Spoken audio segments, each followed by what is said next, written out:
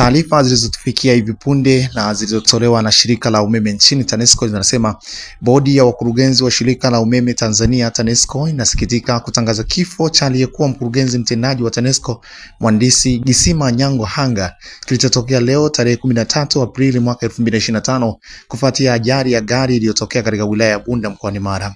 Bodi ya wakurugenzi inatoa pole kwa familia ya marehemu, ndugu, jamaa na wafanyakazi wa TANESCO na Watanzania wote kwa msiba huu mkubwa. Taarifa zaidi kuhusu taratibu za mazishi na shughuli nyingine za maombolezo zitatolewa kadri mipango itakavyokuwa ikiendelea.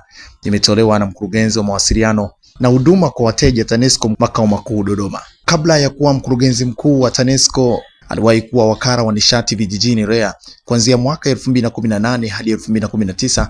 Alishikilia nyadhifa kadhaa ikiwemo meneja wa msaada wa kiufundi, mkurugenzi wa maendeleo ya soko na teknolojia, mkurugenzi mkuu wa REA na mtendaji mkuu wa mfuko wa nishati vijijini REA.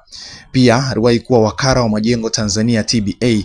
Alifanya kazi katika ofisi ya Dodoma akisimamia shughuli za ukumbi mpya wa Bunge.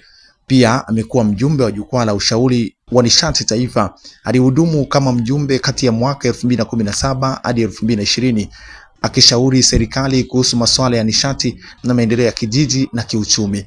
Pia amekuwa mjumbe wa mahakama ya ushindani wa haki FCT. Mwaka 2021 aliteuliwa na Rais wa Jamhuri ya Muungano wa Tanzania kuhudumu katika kipindi cha miaka mitatu katika mahakama hiyo. Mhandisi Nyamo Hanga alikuwa mtaalamu aliyesajiliwa na Bodi ya Usajili wa Wahandisi Tanzania ERB. Pia mwanachama wa taasisi mbalimbali zikiwemo Chama cha Wakurugenzi Tanzania, Chama cha Waamuzi Tanzania, Chama cha Wahasibu Tanzania, Jumuiya ya Kitaifa ya Nishati ya Jua na Taasisi ya Usimamizi wa Miradi ya Marekani. Hadi umauti unamkuta, Mhandisi Nyamo Hanga alikuwa ni mkurugenzi wa shirika la umeme Tanzania nchini TANESCO. Hii ni TNTV South, bonyeza na subscribe, like, kushare na comment.